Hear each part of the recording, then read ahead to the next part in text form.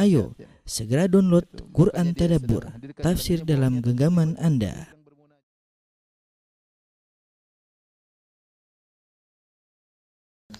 Bismillahirrahmanirrahim. Assalamualaikum warahmatullahi wabarakatuh. Alhamdulillahi ala ihsanih wa syukru lahu ala taufiqihi wa amtinanih wa asyhadu an la ilaha illallah wahdahu la syarika lahu ta'ziman li sya'nih wa asyhadu anna Muhammadan abduhu wa rasuluh da'ila ridwanih. Allahumma salli alaihi wa ala alihi wa ashabihi wa ikhwanih. Para ikhwan dan para akhwat, bapak-bapak dan ibu-ibu yang dirahmati oleh Allah Subhanahu wa taala.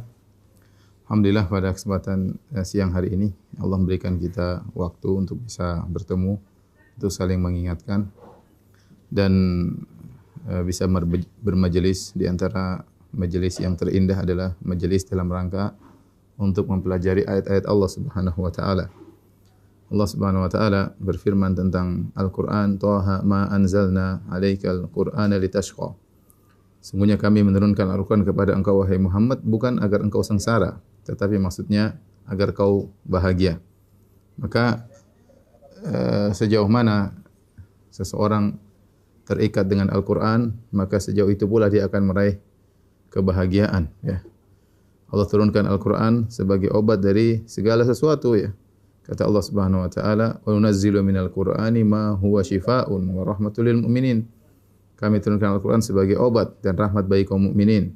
Allah juga berfirman, "Wa syifaa'un lima fis sudur." Dan Al-Qur'an adalah obat bagi penyakit hati. Kita tahu bahwasanya kehidupan dunia ini isinya adalah ujian, ya. Allah sengaja menciptakan kita untuk diuji, ya. Alladzi khalaqal mauta wal hayata liyabluwakum. Dialah Allah yang telah menciptakan kehidupan kematian liyabluwakum, untuk menguji kalian. Ayyukum, ya, ahsanu amala, siapa di antara kalian yang terbaik amalannya, ya. Allah juga telah berfirman, laqad khalaqnal insana fi kabad. Sungguh kami telah menciptakan manusia dalam kondisi kabad. Kabad artinya berusaha payah. Karena tidak ada ketentraman abadi, ya, kemudian kebahagiaan yang terus-menerus tiada henti-hentinya kecuali di surga. Selama seorang hidup di dunia, dia harus tahu tabiat kehidupan dunia. Tabiat kehidupan dunia adalah kehidupan yang diselingi dengan berbagai macam kesedihan, berbagai macam kekhawatiran, dengan kepayahan, dengan kesusahan, ya. Inilah tabiat kehidupan dunia. Siapapun orangnya, dia pasti akan merasakan hal tersebut, ya. Ada perkara-perkara yang dia sukai dan ada perkara yang dia tidak sukai.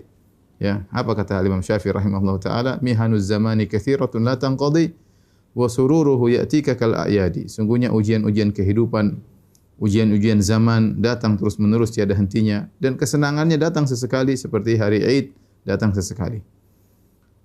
Dan kita sendiri menyadari, ya, banyak keinginan kita tidak tercapaikan dan ada juga keinginan kita yang kita raih. Ada hal-hal yang kita sukai dan banyak pula hal-hal yang tidak kita sukai. Kita semua hanya diatur oleh Sang Maha Pengatur, yaitu Allah Subhanahu wa taala. Oleh karenanya kita sebagai seorang muslim, ya, harus menyiapkan diri, ya, untuk menghadapi perkara-perkara yang tidak kita sukai. Ya. Dan itulah keistimewaan seorang muslim, seorang mukmin. Kata Nabi sallallahu alaihi wasallam, "Ajaban li amril mu'min, inna amrahu kullahu khair." Sungguh menakjubkan perkara seorang mukmin. Sungguhnya urusannya semua baik. Wa laisa dzalika illa lil mu'min. Dan ini tidak terjadi kecuali pada seorang mukmin.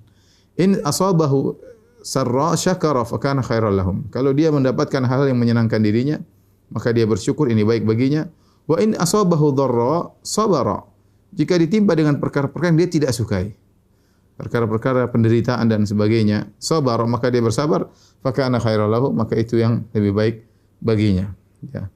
Karenanya pada kesempatan yang berbahagia ini kita akan bahas beberapa ayat dalam Al-Quran yang maknanya sama, yang menjelaskan tentang satu kaidah bahwasanya bisa jadi sesuatu kau tidak sukai ternyata itu baik bagimu. Bisa jadi sesuatu kau tidak sukai dan itu lebih baik bagimu. Dan Allah sebutkan di antaranya dalam surat Al-Baqarah ayat 216, ya, kata Allah Subhanahu wa taala, "Wa asa an takrahu syai'an wa huwa khairul lakum wa asa an tuhibbu syai'an wa huwa syarrul lakum." Bisa jadi kalian membenci sesuatu ternyata lebih baik bagi kalian, dan sebaliknya bisa jadi kalian menyukai sesuatu ternyata lebih buruk bagi kalian. Wallahu ya'lamu wa antum la ta'lamun. Allah lebih tahu dan kalian tidak mengetahui. 3 ayat ini akan saya jelaskan, tolong diperhatikan dengan baik di papan tulis.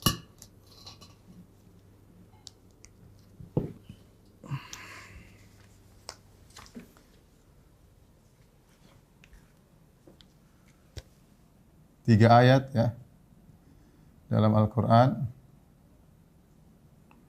yang menunjukkan bisa jadi kita membenci sesuatu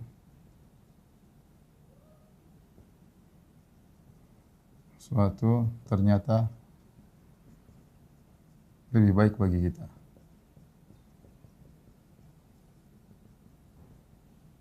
Baik. Ini salah satu kaidah dalam Al-Quran yang harus kita perhatikan. 3 ayat tersebut, yang pertama dalam surat Al-Baqarah ayat 216 ya, 216. Kata Allah Subhanahu wa taala, "Kutiba alaikumul qitalu wa huwa kurhul lakum. Wa asa an takrahu syai'an wa huwa khairul lakum wa asa an tuhibbu syai'an wa huwa syarrul lakum wallahu ya'lamu wa antum la ta'lamun."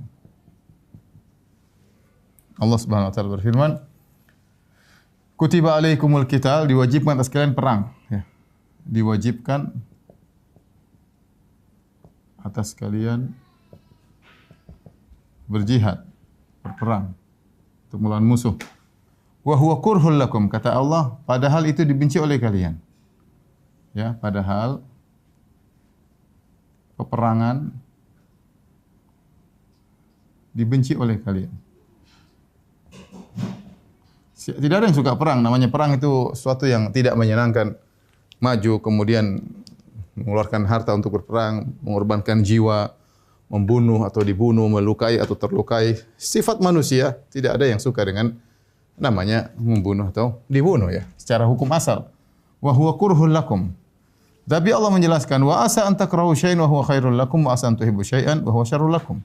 Namun kata Allah, ya, bisa jadi kalian benci sesuatu, namun itu baik bagi kalian.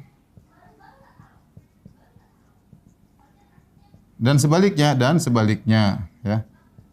Bisa jadi kalian mencintai sesuatu ternyata lebih buruk bagi kalian. Kemudian Allah tutup ayatnya dengan kaidah wallahu ya'lamu wa antum la ta'lamun. Ini kaidah yang sangat penting. Allah yang tahu, sementara kalian tidak tahu.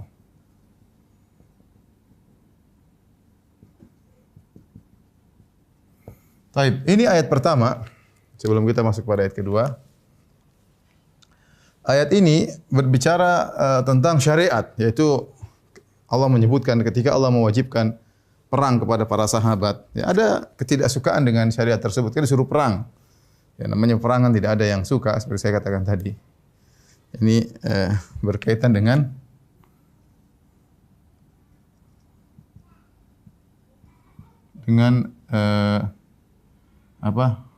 tidak suka. Itu tidak suka dengan hukum syariat tertentu. Ya. Namun para sahabat meskipun mereka benci, mereka harus lawan. Mereka asalnya tidak suka, tapi mereka lawan, akhirnya mereka pun mengorbankan jiwa raga mereka untuk berperang. Dan Allah sebutkan kaidah.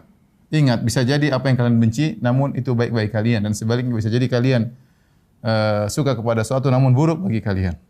Dan Allah jelaskan, wallahu ya'lamu antum la ta'lamun. Inilah kenapa Allah jelaskan kepada kita bahwasanya kalian itu bisa jadi kalian tidak suka syariat ini. Ada sebagian orang mungkin dia tidak suka, misalnya harus pergi ke masjid, aduh, malas dia untuk beribadah salat berjamaah, malas dia. Ya harus capek untuk umrah, untuk berhaji, punya uang harus berhaji. Mungkin ada, tapi dia lawan. Karena memang namanya beban ibadah begitu, ada beban yang harus kita lawan. Bangun malam, siapa yang suka bangun malam? Suruh salat malam, ngantuk-ngantuk, aduh, kemudian bangun, kemudian salat malam, atau harus pergi salat subuh, lagi ngantuk. Ada ketidaksukaan, pengennya tidur, jiwa ingin kita tidur. Ya, tetapi kita lawan. Meskipun ada ketidaksukaan, bukan berarti benci dengan syariat, bukan, tapi ketidaksukaan. Jiwa tidak suka dengan hal tersebut karena jiwa senang, ingin santai, tidur, mengikuti syahwatnya dan yang lainnya. Tapi Allah ingatkan, ingat, bisa jadi apa yang kalian tidak suka itu adalah lebih baik bagi kalian. Dan Allah ingatkan, Allah yang tahu, kalian tidak tahu. Ya, ini umum. Ya, ayat ini meskipun berlaku tentang syariat tertentu, ketidaksukaan terhadap syariat tertentu, namun dia berlaku umum. Ya, ada kaidah dalam syariat, kaidah tafsir yang berbunyi al-ibratu bi umumil lafzi la bi khususis sabab. Ini sering disebutkan oleh para ahli tafsir, yang artinya yang jadi patokan adalah keumuman lafal, bukan kekhususan sabab. Kekhususan sebab. Kalau kita artikan, meskipun sebabnya berkaitan dengan syariat perang yang kurang disukai oleh jiwa manusia, jiwa para sahabat, tetapi Allah memberikan kaidah umum. Wa asa an takrahu syai'an. Ini kaidah umum. Bisa jadi kalian benci sesuatu, namun itu baik bagi kalian dan sebaliknya. Ini ayat yang pertama. Kita lanjutkan ayat yang kedua. Oke, ayat yang pertama. Kemudian ayat yang kedua. Ayat yang kedua berkaitan dengan masalah keluarga, surat An-Nisa ayat 19, ya.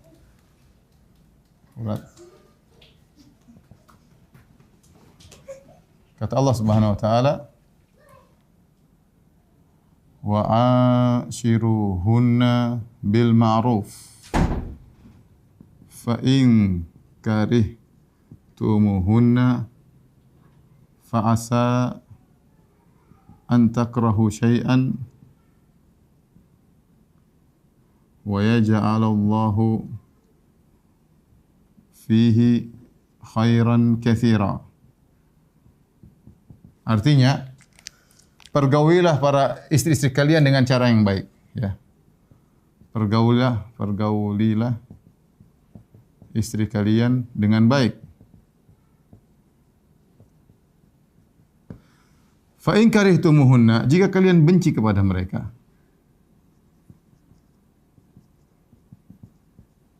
benci kepada istri,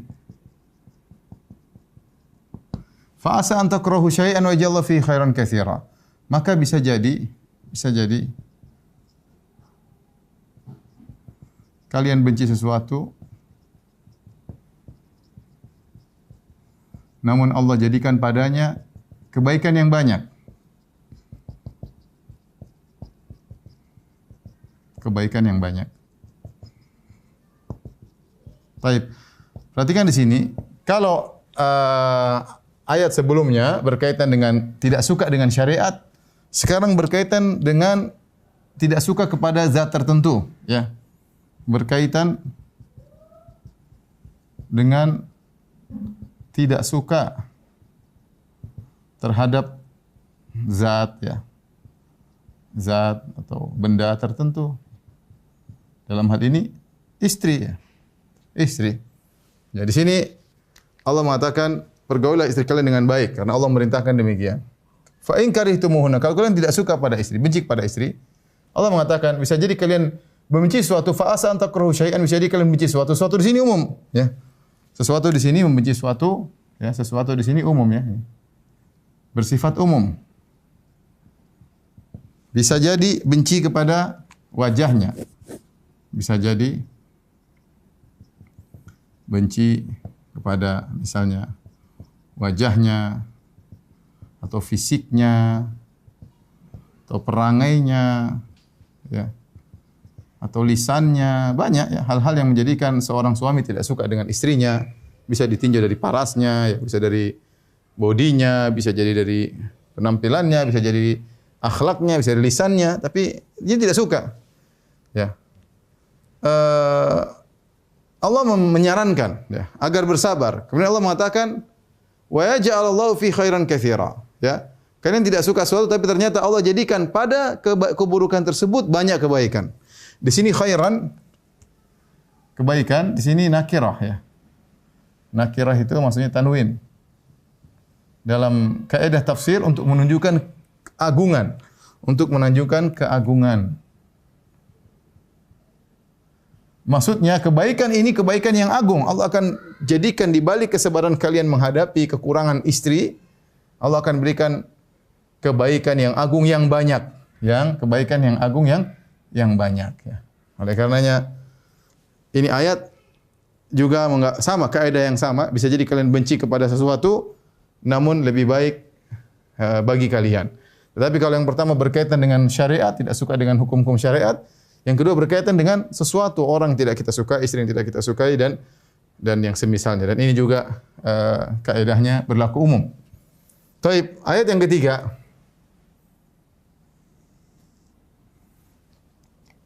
Ya, dalam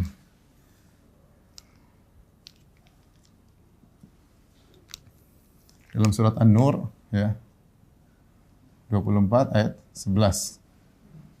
Ayat 11. Kata Allah Subhanahu wa taala, "Innal ladzina ja'u bil ifki usbatum minkum la tahsabuhu syarran lakum." Kata Allah Subhanahu wa taala, la tahsabuhu syarran lakum bal huwa khairun lakum. Bal huwa khairun lakum. Kata Allah, sungguhnya orang-orang yang mendatangkan kedustaan adalah bagian dari kalian. Maka jangan kalian sangka hal tersebut yang terjadi keburukan bagi kalian, bahkan dia merupakan kebaikan bagi kalian. Ini ayat berkaitan tentang Abdullah bin Ubay bin Salul, ya. Abdullah bin Ubay bin Salul yang dia menuduh Aisyah radhiyallahu taala anha berzina dengan Safwan bin Mu'attal As-Sulami dalam kisah yang ma'ruf. Tentu hal ini adalah keburukan bagi keluarga Nabi, tuduhan yang tidak kepada Aisyah radhiyallahu taala anha, kepada kaum mukminin, bagaimana kaum mukminin punya nabi yang ternyata istrinya bermasalah berzina dengan salah seorang muridnya Safwan bin Mu'attal As-Sulami. Tapi Allah turunkan ayat untuk menjelaskan. Memang ini musibah. Ini berkaitan dengan kejadian. La tahsabu syarrul lakum. Kata Allah Subhanahu wa taala, jangan kalian sangka, jangan kalian mengira ya fitnah, kedustaan, ya fitnah atau tuduhan kedustaan. Ini maksudnya musibah. Musibah tersebut buruk bagi kalian.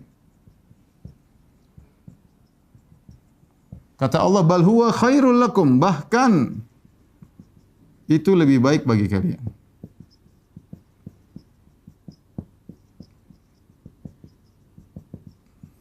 Oleh karenanya, setelah Aisyah dituduh sampai sebulan lamanya Nabi tidak tahu bagaimana kondisi yang sesungguhnya. Nabi terus terang gelisah ya, karena tapi Allah tidak turunkan ayat menjelaskan tentang hakikat Aisyah radhiyallahu anha. Kemudian juga tidak ada Jibril memberitahu kepada Nabi SAW. Hampir sebulan baru kemudian turun ayat surat An-Nur ayat 11 dan sebelumnya dan sesudahnya ya, untuk menjelaskan bahwasanya kejadian yang buruk ini jangan kalian sangka itu keburukan, kata Allah. Bal huwa khairul lakum, bahkan itu baik bagi kalian ya. Ternyata di balik ini semua ada banyak kebaikan ya. Nampaklah ternyata apa hikmahnya? Hikmahnya ya. Nampaklah kemuliaan Aisyah. Nampaklah kemuliaan Aisyah. Ya. akhirnya Aisyah dipuji oleh Allah, bahkan turun ayat memuji Aisyah radhiyallahu taala anha. Dan ada suatu penyair berkata, ya, wa idza aradallahu nasra fadilatin tuwiyat ataha laha lisan hasudin, ya. Yang artinya selanjutnya dia berkata juga, penyair itu berkata, ya, laula isti'al an-nar,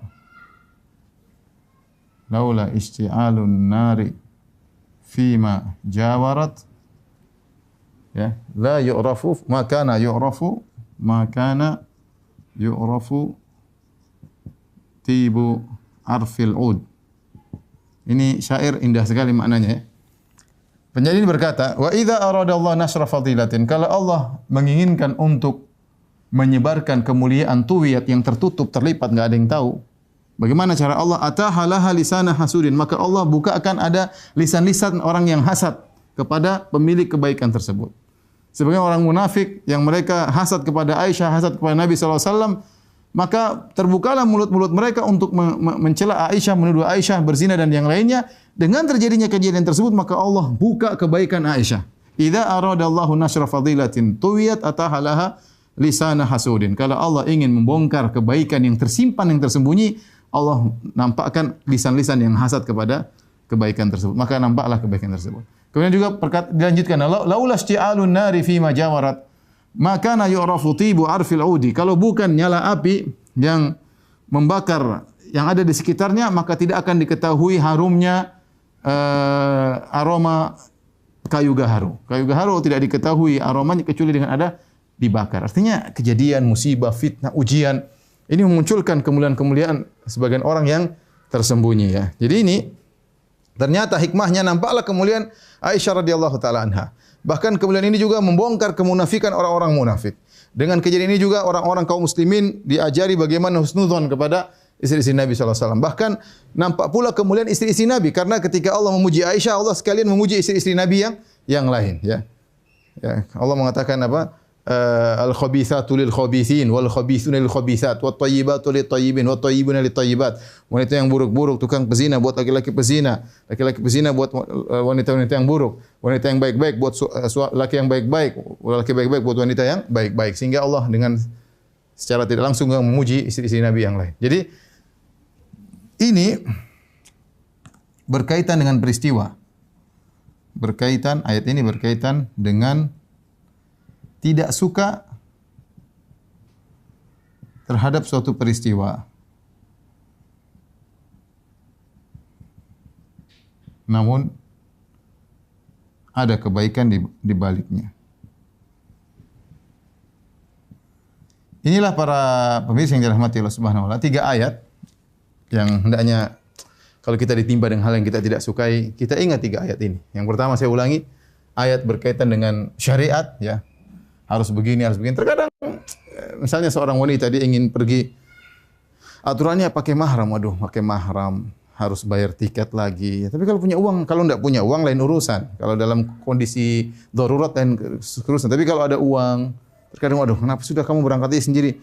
Nanti ngabisin 2 tiket lagi, bolak-balik lagi tiket berapa? Sudah, ini bismillah, meskipun ada ketidaksukaan, tapi kita jalankan. Ya.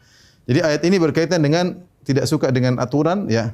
Allah berfirman, kutiba alaikumul qital wa huwa kurhul lakum. Allah mewajibkan kalian berperang dan itu dibenci oleh hati kalian. Tapi bisa jadi apa yang kalian, wa asa an takrahu syai'an wa huwa khairul lakum. Bisa jadi kalian membenci sesuatu ternyata baik bagi kalian. Wa asa an tuhibbu syai'an wa huwa syarrul lakum. Bisa jadi kalian suka dengan sesuatu ternyata buruk bagi kalian. Ingat, wallahu ya'lamu wa antum la ta'lamun. Allah lebih tahu dan kalian tidak mengetahui, ya. Baik. Ayat yang kedua, wa ashiruhunna bil ma'ruf, tentang ketidaksukaan terhadap benda atau zat tertentu, ya. Kata Allah, pergaulilah istri-istri kalian dengan cara yang baik. Bisa jadi kalian benci kepada mereka, benci kepada istri sesuatu, fa asa an takrahu syai'an. Bisa jadi kalian benci sesuatu, wa yaj'allahu fi khairan katsira. Bisa jadi kalian benci sesuatu, wajahnya, fisiknya, perangainya, lisan dan yang lainnya, namun Allah jadikan di balik itu ada banyak kebaikan. Minimal seorang suami belajar menjadi seorang lelaki yang sabar menghadapi istri tersebut. Ya, kita tidak tahu banyak kebaikan. Bisa jadi dia dapat pahala setiap hari. Kenapa? Karena sabar menghadapi istrinya demikian. Kemudian juga bisa jadi dia dilatih untuk mendidik istrinya sehingga istrinya jadi bisa bahan dakwah. Dia dakwah istrinya dengan penuh kesabaran, ya. Kemudian dia senantiasa dekat kepada Allah, berdoa, ya Allah berilah hidayah kepada istrinya. Kalau bukan karena istrinya demikian, mungkin dia tidak melakukan itu semua. Ya, mungkin melakukan itu semua, ya. Semakin dekat kepada Allah. Jadi kita tidak tahu intinya. Intinya ada kebaikan yang Allah kehendaki, ya, meskipun tidak suka dengan benda atau zat tersebut. Yang ketiga berkaitan dengan musibah. Ketika orang munafik menuduh Aisyah radhiyallahu anha berzina, maka mereka menyangka itu keburukan. Allah tegur, la tahsabu syarran lakum. Jangan kalian menyangka itu keburukan bagi kalian. Bal huwa khairul lakum, bahkan lebih baik bagi kalian. Karena dengan peristiwa tersebut Allah menampakkan, ya, kemuliaan Aisyah radhiyallahu taala anha, ya. Taib. Di sini kita akan sebutkan contoh-contoh dalam Al-Qur'an maupun hadis, ya. Sebentar, ya, ikhwan dan akhwat, mau dihapus kemudian saya tulis kembali.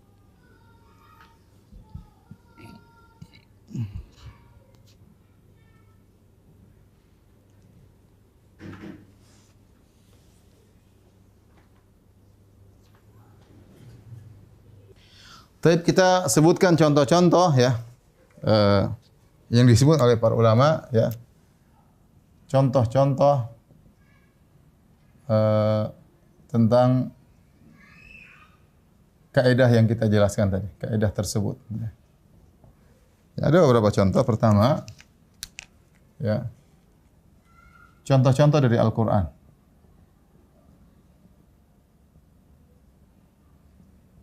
Kemudian yang kedua, contoh-contoh dari sunnah. Kemudian, ya, contoh-contoh yang disebut oleh para ulama.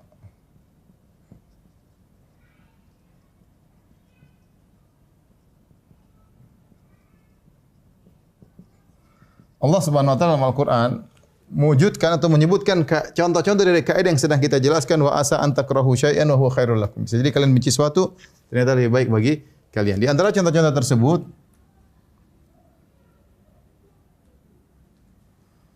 di antaranya kisah Nabi Musa alaihissalam, ya, ketika masih kecil dibuang dalam kotak di Sungai Nil, ya. Ini Allah sebutkan kisahnya dalam beberapa ayat dan surat, di antaranya dalam surat Al-Qasas, ya. Ya, dalam surat Al-Qasas, dalam surat Toha dan banyak surat Allah sebutkan kisah ini. Ketika Fir'aun ingin membunuh Nabi Musa alaihissalam, ya, maka Allah berkata, wa auhayna ila ummi Musa an arda'ih. Allah bilang, wahai ibu Musa, ya, susuilah Nabi Musa, si kecil Musa alaihissalam. Setelah itu Allah mengatakan, taruhlah fit tabut, ya, waqtifihi fil yammi, ya, masukkanlah Nabi Musa dalam kotak, kemudian lemparkanlah dalam Sungai Nil. Dan ini ujian yang sangat berat bagi ibunya Nabi Musa. Ini ujian sangat berat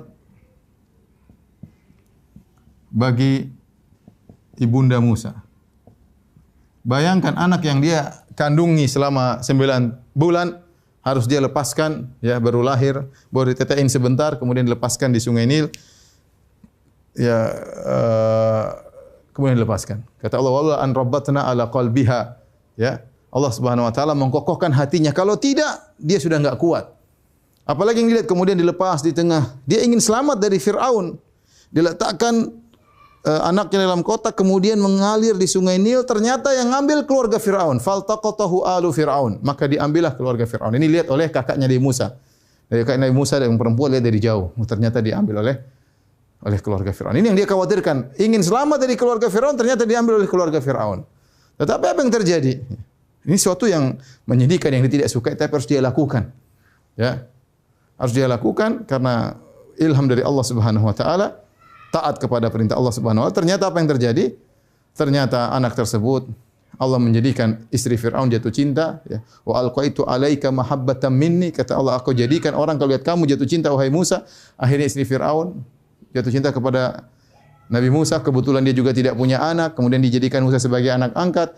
Musa pun Fir'aun ingin bunuh Nabi Musa, kata istrinya, la taqtuluhu asa an yanfa'ana aw nattakhidahu walada. Jangan kau bunuh Musa, bisa jadi manfaat bagi kita jadi anak angkat. Jadi anak angkat. Apa yang terjadi? Dan Nabi Musa jadikan anak angkat.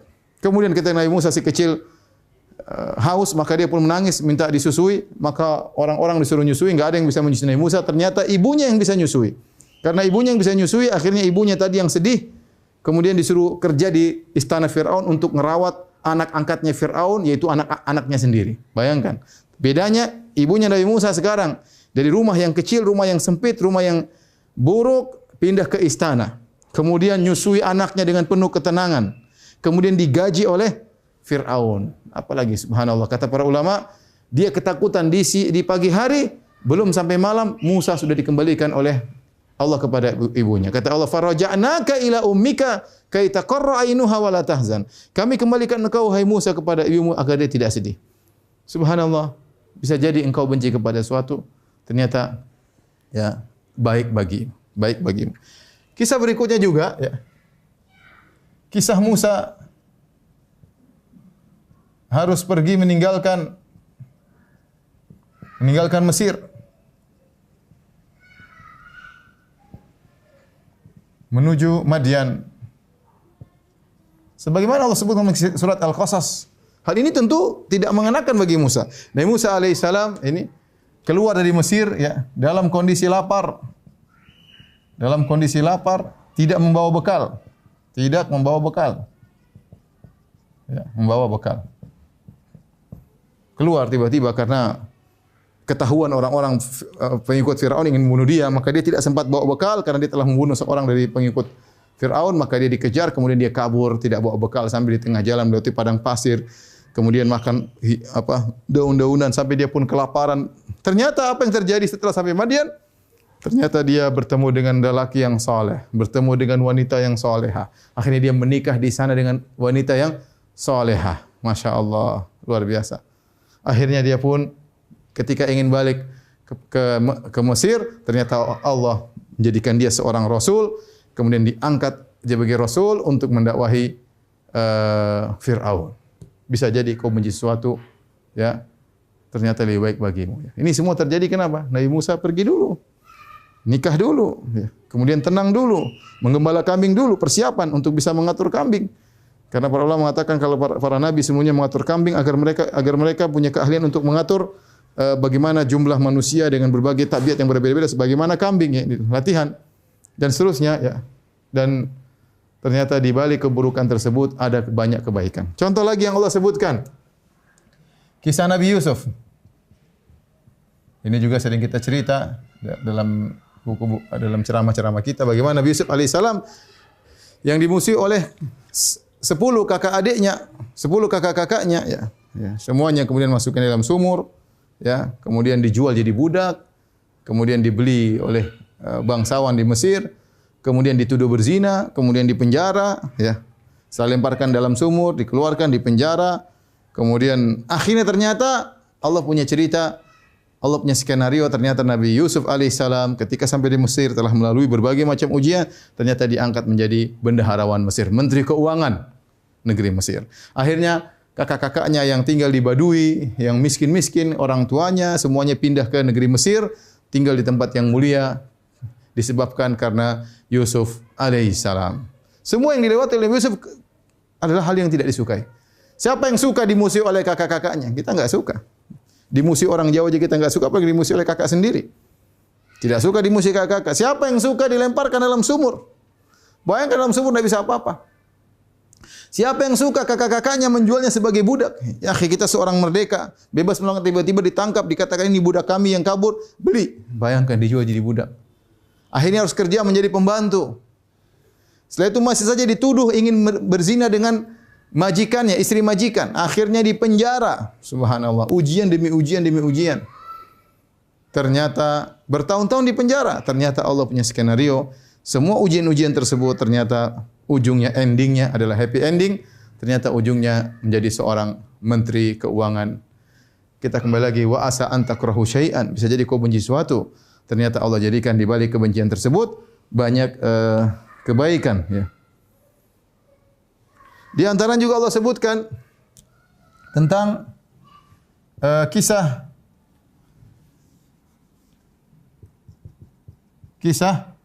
anak kecil, anak remaja atau anak remaja, ya, yang dibunuh oleh Nabi Khidir. Yang Allah sebutkan dalam surat Al-Kahfi, kata Allah Subhanahu wa taala, "Fantalaqa hatta idza laqiya gulaman faqatalah." Maka mereka pun berdua berjalan, tatkala mereka sampai suatu tempat mereka bertemu dengan anak kecil sedang main-main sama anak-anak yang lain, faqatalah, tiba-tiba Khadir membunuh anak tersebut. Nah, ini yang tidak diterima oleh muslim. Bisa bertanya, ya, aqatalta nafsan bighairi nafsin, kau bunuh seorang tanpa ada sebab, ya. Laqad ji'ta syai'an nukra, sungguh kau telah melakukan perbuatan yang mungkar wahai Nabi Khadir. Akhirnya Nabi Khadir jelaskan. Bayangkan ini ujian bagi orang tuanya, ya. Terbunuhnya anak, ya. Terbunuhnya anak atau wafatnya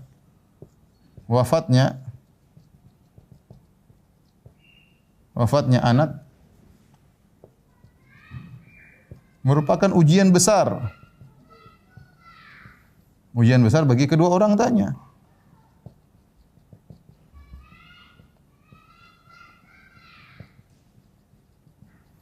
Ujian besar bagi kedua orang tuanya. Tapi apa kata Nabi Khadir yang menjelaskan?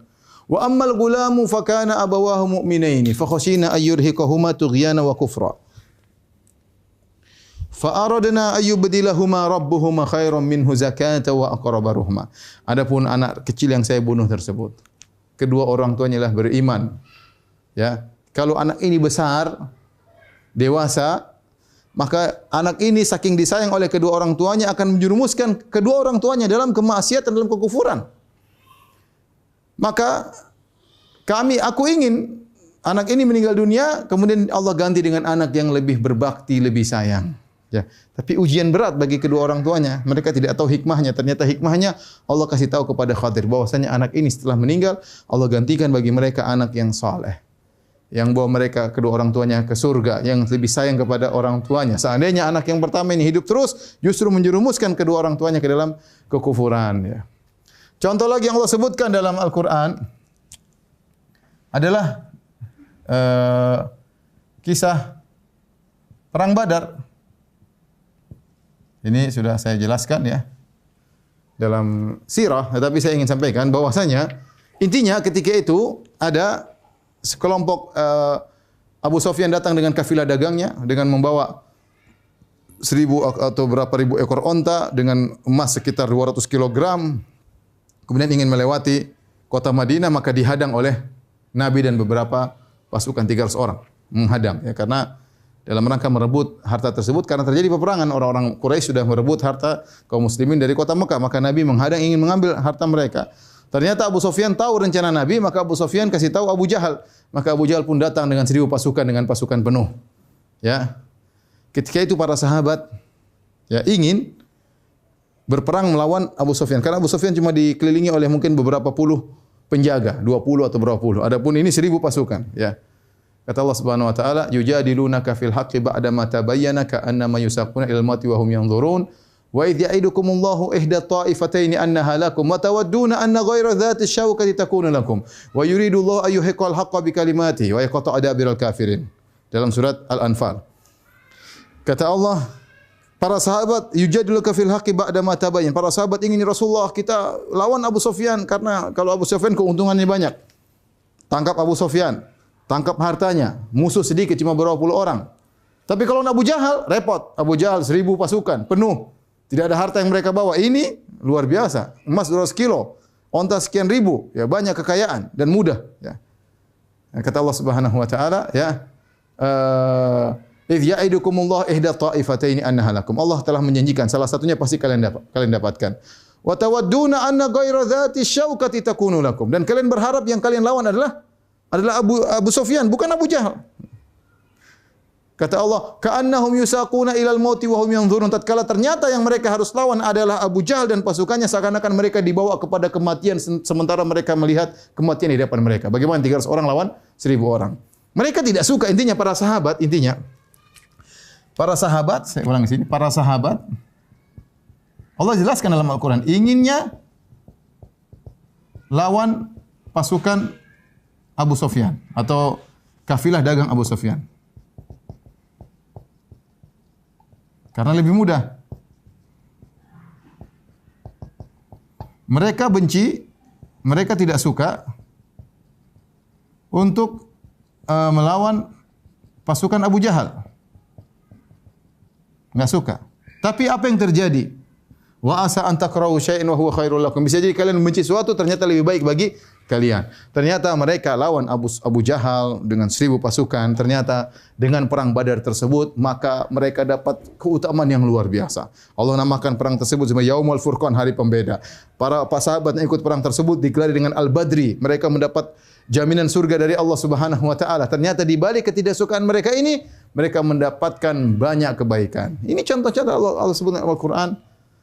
Kaidah kita, wa asa an takrahu syai'an wa huwa khairul lakum. Bisa jadi kau benci sesuatu ternyata lebih baik bagi kalian. Tapi kita sebutkan sekarang contoh dari sunnah Nabi sallallahu alaihi wasallam. Contoh dari sunnah Nabi sallallahu alaihi wasallam seperti pertama adalah kisah Ummu Salamah, ya. Ummu Salamah radhiyallahu taala anha, ya, sangat cinta kepada suaminya Abu Salamah.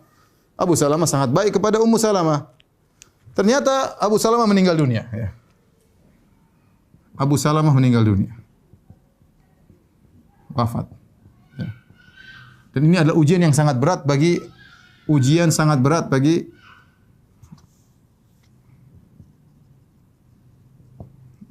Ummu Salamah. Bagaimana kisah yang panjang, ya. Bagaimana dia dipisahkan dari suaminya ketika berhijrah, ternyata kabilahnya menahan Ummu Salamah, akhirnya suaminya pergi sendiri, kemudian tinggal sama anaknya, berpisah selama setahun. Setiap hari dia keluar di pagi hari menangis, sampai akhirnya ada yang kasihan sama dia, akhirnya pun pergi menyusul suaminya di Madinah bersama Abu Salamah. Subhanallah, ternyata suami yang dicintai pun meninggal dunia. Ketika suaminya meninggal, Abu Salamah meninggal, maka Ummu Salamah berdoa dengan doa yang pernah dia dengar dari Abu Salamah. Abu Salamah meriwayatkan dari Nabi, yaitu suaminya meriwayatkan dari Nabi, disampaikan kepada istrinya Ummu Salamah. Kalau kau terkena musibah, bacalah doa ini. Dia dapat ilmu tersebut dari suaminya. Apa doanya? Allahumma ajurni fi musibati hadza wa akhluf li khairan minha. Ya Allah, berilah aku pahala terkena musibah ini dan berikanlah aku ganti yang lebih baik. Kata Ummu Salamah, ketika aku mengucapkan doa ini, aku sampai pada poin Allahumma ajurni fi musibati hadhi. Ya Allah, berilah aku pahala dalam musibahku ini. Ketika dia ingin baca dan gantilah aku yang lebih baik, dia diam, tidak jadi baca. Dia bilang, man khairun min Abi Salamah. Siapa yang lebih baik daripada suamiku Abu Salamah? Siapa yang lebih baik dari kalangan para sahabat? Siapa yang lebih baik daripada Abu Salamah? Tapi karena ini sunnah Nabi sallallahu alaihi wasallam, maka tetap dia baca doa tersebut, wakhluf li khairan minhu. Ya Allah, gantilah aku yang lebih baik daripada Abu Salamah. Ternyata, ya, Allah ganti dengan Nabi Muhammad sallallahu alaihi wasallam. Akhirnya Nabi Muhammad sallallahu alaihi wasallam pun datang melamar Ummu Salamah.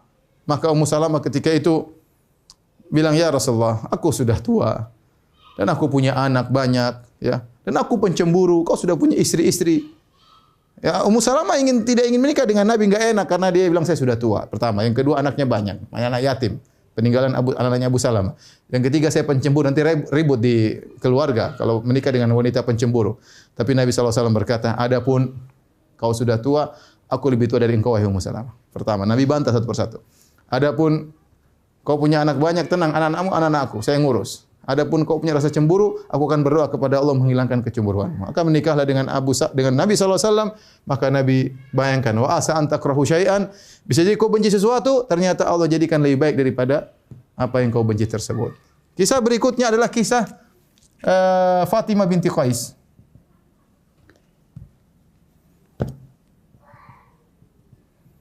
Fatimah bintu Qais. Ya. Fatimah bintu Qais, seorang wanita mulia. Ketika dia cerai dari suaminya dan selesai masa iddahnya, maka datang para sahabat melamarnya. Di antara yang melamar adalah Muawiyah bin Abi Sufyan. Di antaranya Abu Jaham. Maka kedua datang melamar tiba-tiba kepada Fatimah. Fatimah belum serak, cuma ada lamaran. Maka dia tanya kepada Nabi. Ini di antara cerdasnya Fatimah, dia musyawarah dengan Nabi. Karena Nabi tahu tentang murid-muridnya. Maka dia berkata, ya Rasulullah, sungguhnya dua pemuda ini melamarku. Apa kata Nabi sebagai orang yang minta nasihat? Maka Nabi berkata, amma Muawiyah fasu'lukun la malalahu. Muawiyah miskin. Dia enggak punya uang. Gimana mengurus kamu? Yang kedua, wa amma Abu Jaham fala yadau asahu an atiqihi. Adapun Abu Jaham selalu tongkatnya di atas pundaknya. Itu darrabun linisa, suka pukul perempuan. Hati-hati. Kemudian kata Nabi SAW kasih solusi, ingkahi Usama. Nikahilah Usama. Subhanallah. Usama bin Zaid. Tentu Fatimah jadi bingung ya. Gimana bingung? Muawiyah Quraisy, kabilah tinggi, ya. Abu Jam juga Quraisy, kabilah tinggi. Usama bin Zaid, anaknya budak, bapaknya dulu Zaid bin Al-Harithah budak. Bukan Quraisy. Di Mekah yang menguasai orang-orang Quraisy, ya. Kabilah paling utama Quraisy.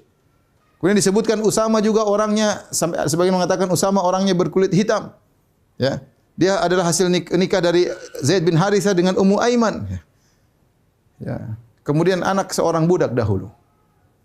Maka ketika itu Fatimah binti Qais mengatakan Usama, kayaknya dia enggak semangat nikah dengan Usama bin Zaid, dia enggak mau. Maka Nabi SAW mengatakan, ta'atullahi wa rasuli khairun laki. Nabi tidak maksa, tapi dia mengatakan, wahai Fatimah binti Qais, engkau taat kepada Allah dan Rasulnya lebih baik bagi engkau. Dia enggak suka dengan Usama. Akhirnya kata Fatimah, fanakahtuhu, aku pun nikah dengan Usama.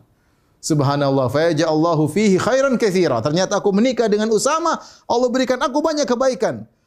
Faktubitu bihi, sampai orang-orang cemburu, maksudnya Masya Allah, seakan-akan Fatimah mendapat kebaikan yang banyak dengan menikah dengan Usama. Gara-gara apa? Di asa antakrahu syai'an, bisa jadi kau benci sesuatu, tapi karena taat kepada Allah dan Rasulnya, Allah jadikan lebih baik bagi engkau. Baik. Ini antara cerita-cerita. Cerita yang lain, cerita yang disebut oleh para ulama seperti disebutkan oleh Ibnu Katsir, ya. Disebutkan oleh Ibnu Athir, disebutkan juga oleh para ulama. Ada beberapa kisah. Ya, saya sebutkan aja. Di antaranya kisah seorang prajurit Ubaidillah bin Ziyad.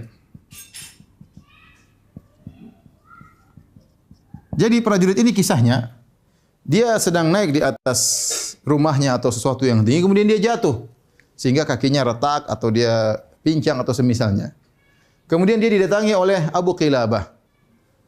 Abu Qilabah seorang tabi'in, ya. Muridnya Anas bin Malik radhiyallahu anhu, maka dia mengatakan kepada prajurit tersebut, ya, bisa jadi itu yang terbaik bagimu. Maka ketika Abu Qilabah bilang bisa jadi kau mendapat yang terbaik karena musibah, kakimu luka dan yang lain, mengatakan kebaikan apa?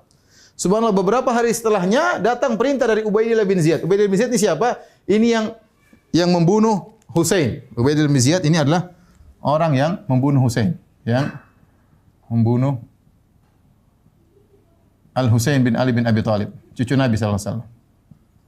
Maka datang perintah dari Ubaidillah bin Ziyad karena dia seorang prajurit panglima, artinya dia disuruh berangkat untuk menghadang Al-Husain di Karbala. Subhanallah, karena dia kakinya pincang atau kakinya sakit, maka dia tidak bisa ikut perang, akhirnya dia diberi uzur. Kau tidak usah, karena beri uzur, cari panglima yang lain. Akhirnya Allah selamatkan dia. Ternyata setelah beberapa hari kemudian dia mendengar ternyata pasukan yang hampir dia pimpin ternyata membunuh Al-Husain bin Ali bin Abi Thalib. Maka dia pun ingat perkataan Abu Qilabah, dia mengatakan, rahimallahu Aba Qilabah. Semoga Allah merahmati Abu Qilabah. Benar, aku jatuh ini terluka, ternyata benar-benar adalah kebaikan bagiku, ya. Artinya Allah datangkan kebaikan dalam bentuk musibah. Allah datangkan kebaikan dalam bentuk musibah. Kalau tidak dia sehat, dia yang membunuh Al-Husain. Kalau dia bunuh Husain bin Ali bin Abi Thalib radhiyallahu anhu, bagaimana nanti di akhirat ketemu dengan Nabi sallallahu alaihi wasallam sementara dia yang memimpin untuk membunuh cucunya Rasulullah sallallahu alaihi wasallam. Ini di antara kisah yang disebut oleh para ulama. Disebutkan juga oleh Ibnu Katsir, ya. Tentang kisah seseorang, ya. Jadi ada seorang, dia sedang pergi ke Mekah, kemudian dia pergi ke dekat sumur Zam-Zam. Intinya dia bawa sebuah emas dengan berat yang sangat berat. Kemudian dia letakkan satu tempat, kemudian dia pun lupa. Ternyata emasnya tersebut dia tidak bawa dan hilang. Dia sudah pergi pulang kampung, emas tersebut hilang. Setelah 2 tahun atau berapa lama, sampai akhirnya dia pun jatuh miskin. Ketika dia jatuh miskin, akhirnya dia hanya punya, dia belikan sebagian kaca, jual beli kaca, mungkin gelas semacam itu. Ya, dia sudah enggak punya apa-apa. Subhanallah. Suatu hari dia berjalan suatu tempat, kemudian dia terjatuh, kesandung, ternyata kaca yang jadi modal dia untuk jual beli jatuh, pecah, dan dia pun menangis. Orang-orang pun datang kepada dia. Kenapa kau menangis? Subhanallah, dia bilang, saya dulu pernah kehilangan emas seberat sekian-sekian kilo, ya. Saya tidak menangis. Kenapa? Karena ketika itu bukan hartaku, saya masih punya harta. Kenapa saya menangisi kaca ini? Karena ini hartaku yang terakhir. Ini habis, saya tidak punya harta lagi, saya tidak punya jualan, tidak punya, saya sudah, ini hartaku yang terakhir. Ketika orang ramai melihat, ternyata ada seorang tanya, kau kehilangan emas? Iya. Sifatnya bagaimana? Begini. Saya yang temukan emas tersebut. Akhirnya orang itu mengembalikan emas kepada dia setelah beberapa tahun. Jadi Allah ingin kebaikan. Wa asa antakrobi, terjatuhnya dia, pecahnya kacanya yang dia sedang jual belikan, ternyata di balik itu Allah ingin mengembalikan emasnya yang pernah hilang.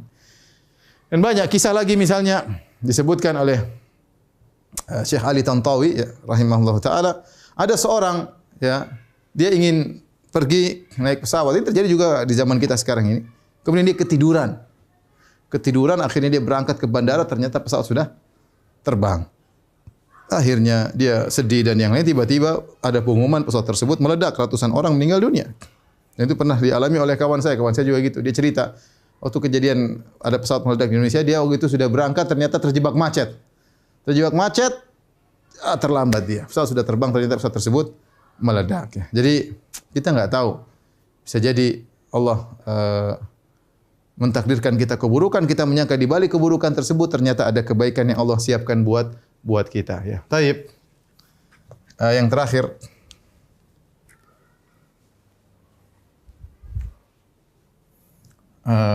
renungan, ya. Renungan agar kita sabar. Sabar terhadap apa yang tidak kita sukai.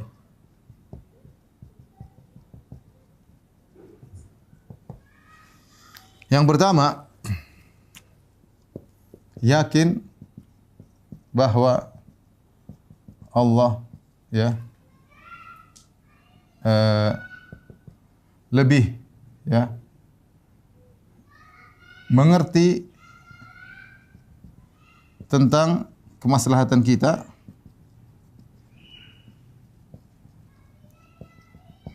daripada kita sendiri. Makanya tadi Allah berfirman, wallahu ya'lamu wa antum la ta'lamun. Allah yang mengetahui, kalian tidak mengetahui. Kita yakin, ya, bahwasanya Allah lebih mengerti tentang yang terbaik bagi kita. Taib. Kalau kita ada orang terkena musibah, coba antum tanya sama orang tersebut, ya akhi, ente terkena musibah. Menurut ente memang lebih baik, ya, Allah yang ngatur atau ente yang ngatur? Allah yang menghadapi musibah antum atau antum menghadapi sendiri? Ya pasti kalau orang beriman berkata lebih baik Allah yang ngatur. Seandainya kau disuruh pilih kau yang menghadapi musibah ini, Allah ikut aturan Allah yang ngatur kau. Ya, kita pasti bilang lebih mending Allah yang, ya, gampangannya gini lah, kalau kita bilang, ya akhirnya terkena musibah, kau mau hadapi sendiri atau nanti raja yang bantu ngurusin kamu? Kalau kita bilang raja, mending raja yang bantu, urusan semua beres, raja. Sekarang kita bukan bilang raja, kita bilang Allah Subhanahu wa taala yang menguasai segalanya, tapi Allah lebih tahu bagaimana menghadapi musibah tersebut. Yang terbaik bagi antum Allah lebih tahu. Yang tidak menimbulkan kesombongan, yang tidak menimbulkan ujub, ya, yang mendatangkan pahala bagimu, Allah tahu bagaimana yang terbaik bagimu dalam hari musibah ini. Kalau begitu, serahkan kepada Allah Subhanahu wa taala. Yang kedua, tanya, lebih sayang Allah kepada engkau atau ibumu kepada engkau? Tentu lebih sayang Allah kepada engkau. Kalau gitu serahkan. Kau pilih ibumu yang ngurusin engkau atau Allah yang ngurusin? Tentu kalau orang berakal sehat, Allah yang ngurusin. Ya sudah, kalau kau yakin Allah ngurusin, maka biarkan Allah yang ngurusin. Biarkan. musibah yang menimpamu, insya Allah di balik itu ada hikmah. Paling tidak kalau kau sabar akan mengurangi pahalamu, akan mengurangi dosa-dosamu, meninggikan derajatmu, menambah pahalamu. Belum ada hikmah-hikmah di balik itu yang mungkin kau tidak tahu sekarang, bisa jadi tahun-tahun berikutnya baru kau tahu. Maka seorang tahu lebih baik Allah yang ngatur daripada dia sendiri. Kemudian yang kedua, ketika menghadapi musibah, maka ikut prosedur.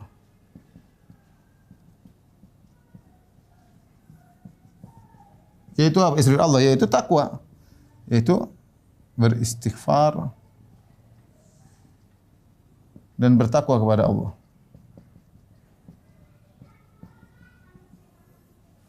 Jadi benar, ya. Dalam hadis kata Allah Subhanahu wa taala, hadis qudsi, ana inda dhanni abdi bi. Falyadhun abdi ma syaa. Kata Allah Subhanahu wa taala, aku tergantung persangkaan hambaku kepadaku. Maka hendaknya hambaku berprasangka terserah kepadaku. In dhanna khairan falahu, kalau dia berprasangka baik maka bagi dia kebaikan. Wa in dhanna syarran, kalau berprasangka buruk kepadaku bagi dia keburukan. Tetapi bagaimana cara kita bisa berprasangka baik kepada Allah kalau kita ikut prosedur?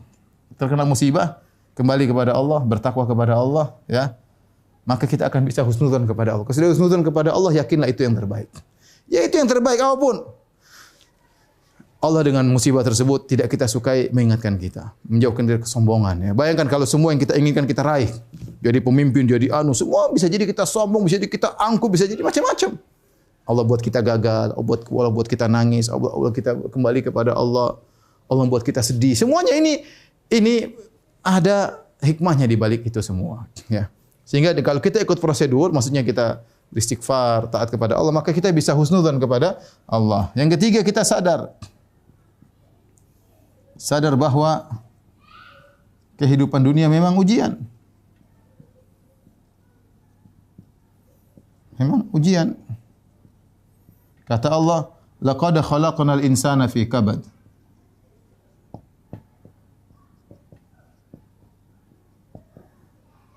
Sungguh kami telah menciptakan manusia dalam kepayahan.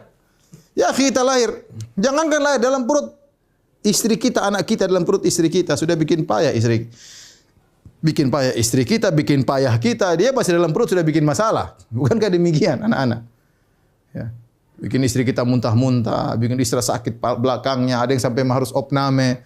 Sang suami harus mijit-mijit istri, sang suami harus cari nafkah, istrinya belum ngidam macam-macam. Ya, begitu lahir memang ada kegembiraan, tapi ngurusin ini, harus akikah lah, apalah. Ya, persiapan beli-beli ini terkadang duit enggak punya, ngutang sana, ngutang sini.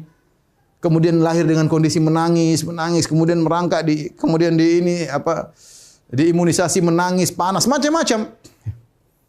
Kemudian anak-anak penuh dengan tangisan sudah semua dengan kepayahan.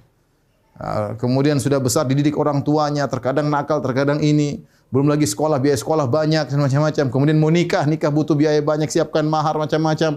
Udah nikah ketemu istri, terkadang harus ngurus istri tidak gampang, ngurus anak-anak tidak gampang. Ya, terus ada kesedihan, ada kebahagiaan. Itulah kehidupan dunia penuh dengan, belum lagi kalau dia mulai tua, ya.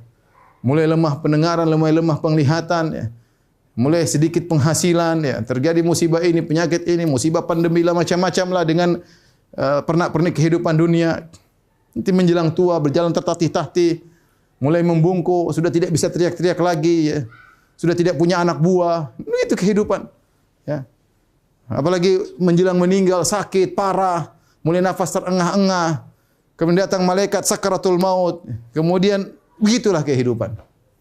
Oleh karenanya kalau kita sadar kehidupan ini adalah kabad, ya, ujian, kepayahan, maka kita lebih mudah menghadapi apa yang ketidaksukaan yang kita hadapi. Ya bukan cuma kita antum sangka cuma kita saja yang menghadapi yang tidak sukai. Ya raja, pangeran, presiden, gubernur, artis, aktor, semua orang terkenal, selebriti, emang mereka semua yang mereka mau mereka dapatkan? Enggak. Mereka juga menghadapi banyak hal yang mereka tidak sukai. Mereka punya ujian sendiri, kita punya ujian sendiri. Ya, masing-masing punya ujian yang Allah tanya bagaimana kita menghadapi ujian tersebut. Demikian para ikhwan dan akhwat yang dirahmati Allah Subhanahu wa taala, apa yang bisa sampaikan pada kesempatan kali ini. Kalau ada yang bertanya saya persilahkan. Wallahu taala alam bis-shawab. Iya, sudah share Ustaz. Jadi ada beberapa pertanyaan saya coba sampaikan. Pertanyaan pertama, Assalamualaikum Ustaz. Kenapa beberapa manusia saat diuji dengan cobaan sangat berat malah semakin jauh dari agama, bahkan ada yang sampai murtad karena kecewa dengan takdir karena diuji di luar kesanggupannya. Padahal di surat Al-Baqarah ayat 286 menyatakan Allah tidak membebani seseorang melainkan sesuai dengan kesanggupan. Tadi hal itu dikarenakan dia imannya kurang ya. Imannya kurang ya.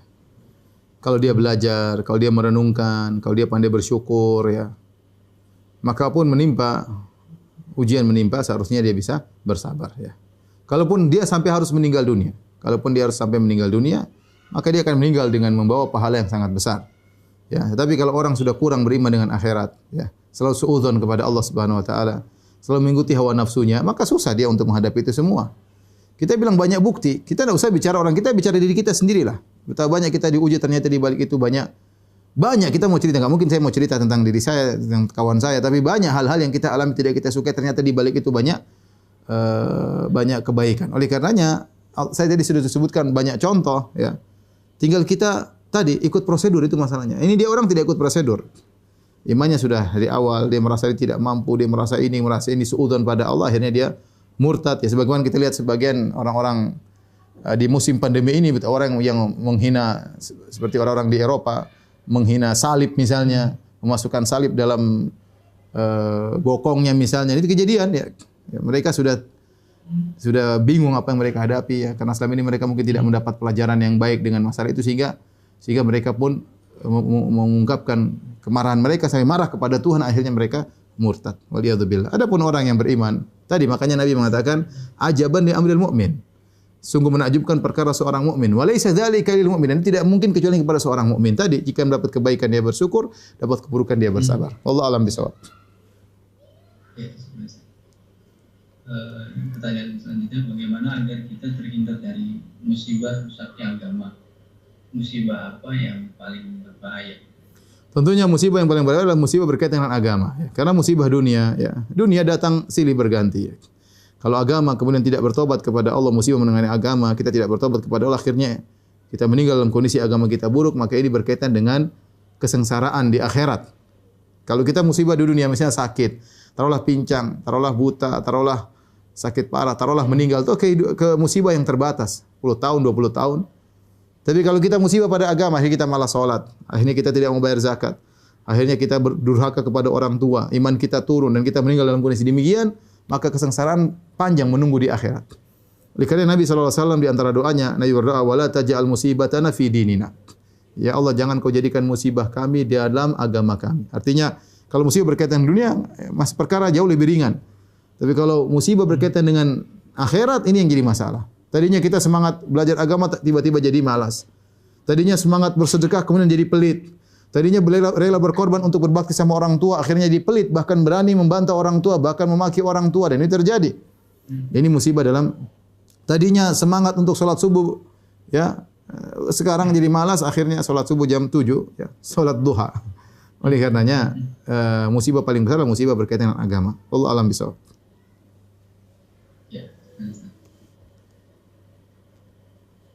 Pertanyaan selanjutnya,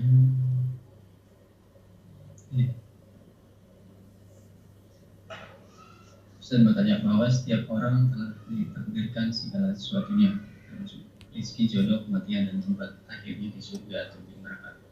Bagaimana peran doa dapat berubah takdir tersebut kalau pada akhirnya semua sudah ditakdirkan?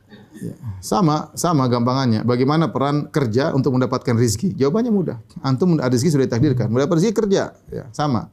Di antara sebab untuk mendapatkan rezeki, sebab mendapat kebahagiaan doa, ya. Lakukanlah sebab tersebut. Ya, itulah perannya. Perannya seorang dimudahkan kepada takdirnya dengan sebab-sebab yang dia lakukan, ya. Dengan sebab-sebab tersebut yang dilakukan, maka sebagaimana seorang kalau mau makan, kita kenyang, lapar sudah ditakdirkan. Tapi kalau kita mau kenyang ya makan, ya. Berarti takdirnya kita, kalau kita enggak makan berarti takdirnya kita lapar, ya. Maka mau ngambil nasi untuk kita makan di mulut kita itu di antara sebab untuk mendapatkan kekenyangan. Demikian juga di antara sebab untuk meraih kebaikan dengan banyak doa. Wallahu a'lam bishawab.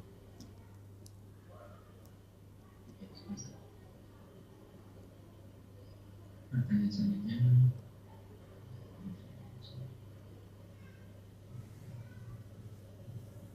ini ada salah seorang pengurus masjid, Ustaz, saya pengurus masjid, tertarik agar ada kajian diisi secara full oleh artis. Saya tidak setuju dengan alasan mereka karena belum capable dalam ilmu agama apalagi secara full. Namun beberapa orang berpendapat kan menurut kamu baik, kalau menurut kita baik kok si artis tersebut, mereka sharing perjalanan hijrah mereka. Bagaimana nasihat dari Ustaz batasan artis tersebut bisa mengisi kajian seperti apa? Pertama, kita tahu menuntut ilmu agama beda dengan sharing kisah hijrah. Ya. Kalau sharing kisah hijrah boleh-boleh saja, ya, artis atau penjahat kemudian taubat. Tapi kalau bicara agama, artis nggak boleh kita, karena itu namanya kita berkhianat kepada masyarakat. Kita tampilkan artis suruh ngomong masalah agama nggak benar, ya. Kita anak TK kita suruh ceramah yang nggak benar, ya. Tapi kalau dia cerita motivasi, saya dulu begini, kemudian saya bertobat kepada Allah, itu boleh. Sebatas itu saja, tidak lebih daripada itu. Ya, karena kenyataan ada sebagian orang yang mungkin dulu tukang pelaku maksiat kemudian bertobat, kemudian ceramah, ini tidak pas, ya, tidak pas. Tapi kalau sesekali untuk memotivasi, hanya sekedar menyampaikan sharing tentang kisahnya agar memberi semangat kepada yang lainnya, jangan sampai kita memposisikan dia sebagai ustadz, maka sesekali tidak mengapa. Adapun menjadi rutinitas, namanya orang sharing cerita yang paling sekali sudah cukup. Mau cerita kehidupan dia 50 tahun cuma 15 menit, 20 menit, 30 menit sudah selesai. Terus pertemuan kedua mau bicara apa? Pertemuan ketiga mau bicara apa? Karena kita ini kalau kita jadi panitia pengajian, kita dapat amanah, ya. Kita menghadirkan kepada masyarakat apa yang terbaik bagi mereka. Saya tidak melarang artis tersebut bicara dan itu bagus, tetapi tadi sekedar sharing untuk apa yang telah dia pernah dapatkan, memotivasi yang lainnya agar itu enggak ada masalah. Tapi itu kan bukan berarti secara rutin. Kalau tiap rutin apa yang mau dia bicarakan? Sementara dia belum pernah belajar agama dengan baik. Wallahu a'lam bishawab. Sampai di sini kajian kita. Insyaallah bisa kita lanjutkan kesempatan yang lain. Subhanakallah bihamdik asyhadu an la ilaha illa anta astaghfiruka wa atubu ilaik. Assalamualaikum warahmatullahi wabarakatuh.